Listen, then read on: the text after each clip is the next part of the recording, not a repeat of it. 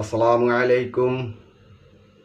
আপনারা ইতিমধ্যেই অবহিত হয়েছেন, গতকালকে মালয়েশিয়ার রাষ্ট্রপ্রধান আনোয়ার ইব্রাহিম বাংলাদেশ সফর করে গিয়েছেন। এটা একটি অত্যন্ত খুশির খবর যাওয়ার সময় দিয়ে গিয়েছেন যে আমাদের যে 18,000 শ্রমিক আটকা পড়েছিল, সময়সীমার মধ্যে যেতে এয়ারপোর্ট থেকে বোর্ডিং পাস করতে পারেন নাই, তারা আবার যাতে মালয়েশিয়া প্রবেশ করতে পারেন সে ব্যবস্থা তিনি করবেন। এটি অত্যন্ত একটি সুখবর বটে।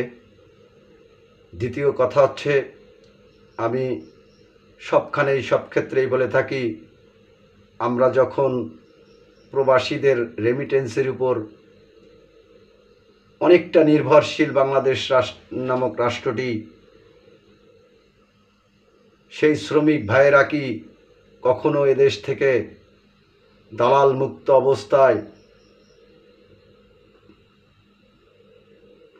একটু ভালোভাবে শান্তিতে বিদেশে যান, বা সেখানে গিয়ে কি তারা ঠিকমতো কাজকর্ম করতে পারেন, বা তারা কি বাংলাদেশের কোনো সমর্থন পান, একটু সহযোগিতা পান বাংলাদেশের অ্যাম্বাসিডারের নিকট থেকে?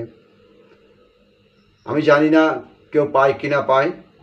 আমার জানা মতে এখনও কেউ পাইছে বলে আমার মনে হয় না। তাই আমি বর্তমান সরকারে আমি প্রায়ই কথাগুলো বলে থাকি। এর মধ্যে একটি কথা বলি, যারা যারা আমার ভিডিওটি দেখছেন দ্রুততার সাথে আমার চ্যানেলটি সাবস্ক্রাইব করুন এবং আমার ভিডিওটি ভালো লেগে থাকলে একটি লাইক দিন।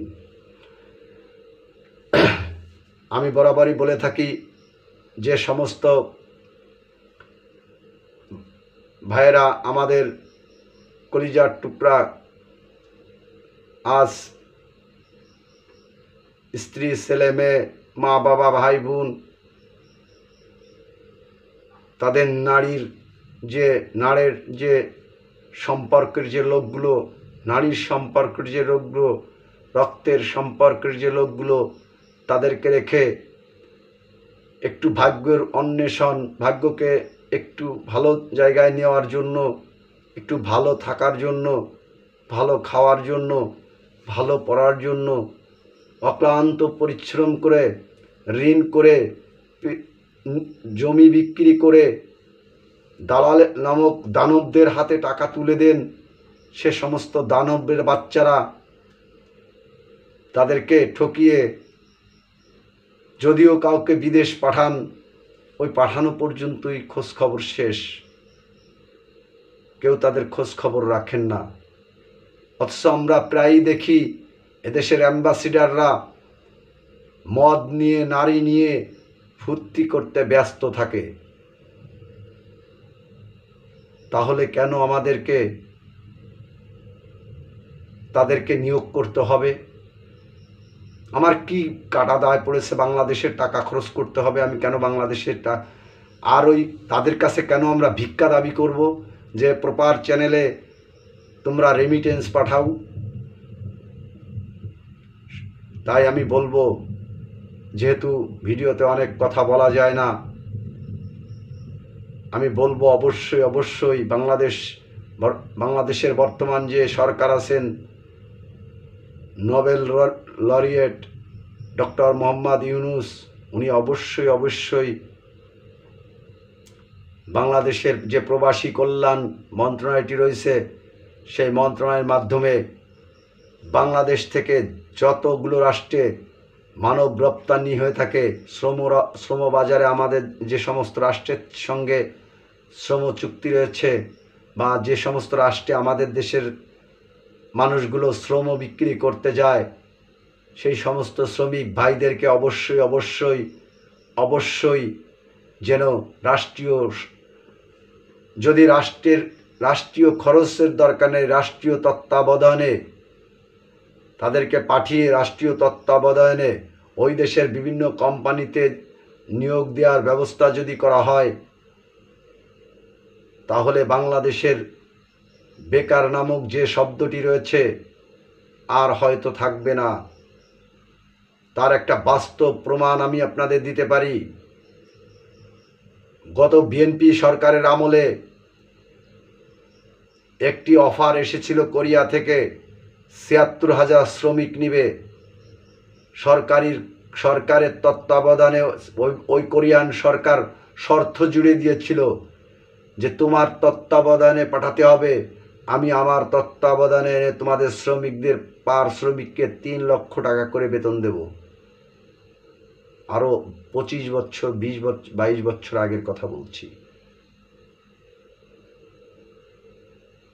সেই বছর ৭৬,০০০ শ্রমিক দক্ষিণ কোরিয়ায় গিয়েছিল বাংলাদেশ সরকারের খরচে। বাংলাদেশ সরকারের একটা টাকাও খরচ হয় নাই, মাত্র ৭০,০০০ টাকা ৭৬,০০০ টাকা না ৭৫,০০০ টাকা খরচ করে বাংলাদেশের শ্রমিকরা সেই বছর কোরিয়াতে গিয়েছিল। নিজের টাকায় টিকিট করে, নিজের পাসপোর্ট, নিজের টাকায় মেডিকেল করে গিয়েছিল। সবার মনে থাকার কথা।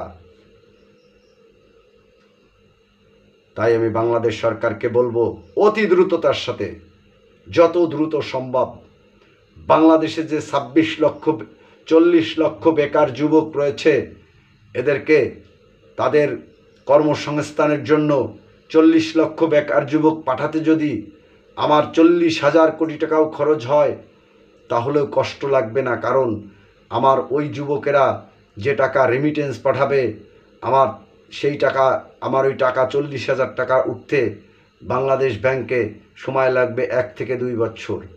আমার এত উন্নয়নের দরকার নেই। যেখানে রয়েছে ১৫ থেকে ২০,০০০ কোটি টাকা পদ্মা সেতুতে যেখানে দুর্নীতি হয়েছে, আমার ওরকম পদ্মা সেতুর দরকার নেই। মেট্রো রেলে যেখানে ৫,০০০ থেকে ৭,০০০ কোটি টাকা দুর্নীতি হয়েছে, আমার ওরকম মেট্রো রেলের দরকার নেই। বঙ্গবন্ধু টানেলে যেখানে ১২ থেকে ১৩,০০০ কোটি টাকা দুর্নীতি হয়েছে, আমার ওরকম বঙ্গবন্ধু টানেলের দরকার নেই। আমরা এরকম কোনো উন্নয়ন চাই না। আগে আমরা বেঁচে থেকে দুবেলা দুমুঠো খেয়ে বাঁচতে চাই। আগে পৃথিবীর ইতিহাসে আমরা সম্মানিত নাগরিক হিসেবে বাংলাদেশে মাথা উঁচু করে বাংলাদেশের পতাকা ফরফর করে উড়োতে চাই সম্মানের সহিত। তাই বাংলাদেশ সরকার সমস্ত এজেন্সি বন্ধ করে দিয়ে দালালদেরকে বাদ দিয়ে বাংলাদেশ সরকারের তত্ত্বাবধানে যাতে প্রত্যেকটা শ্রমিক বিদেশ যেতে পারে সেই পদক্ষেপ নেবে, এই আশা ব্যক্ত করে আমি আমার ভিডিও থেকে বিদায় নিচ্ছি। আল্লাহ হাফেজ।